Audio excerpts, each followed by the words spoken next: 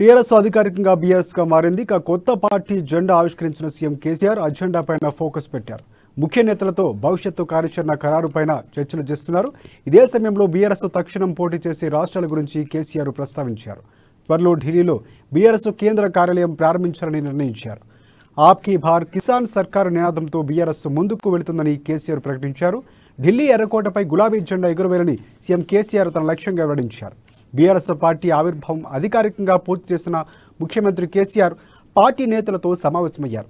Party విధి విధానాలపైన చర్చించారు. త్వరలోనే జరగనున్న కర్ణాటక ఎన్నికల్లో బీఆర్ఎస్ పోటీ చేస్తుందని సీఎం కేసీఆర్ స్పష్టం చేశారు. నాటి నుంచి నేటి వరకు ప్రతి సందర్భంలో నేను మీ అందరికి చెప్తూ ఉన్నాను.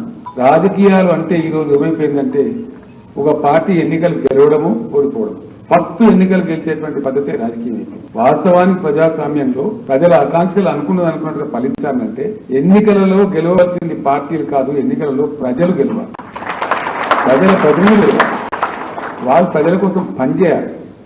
ఆ పరివర్తన కోసం ఈరోజు ఉద్భవించిందే బీఆర్ఎస్ అని చెప్పి మనం చెప్తాం.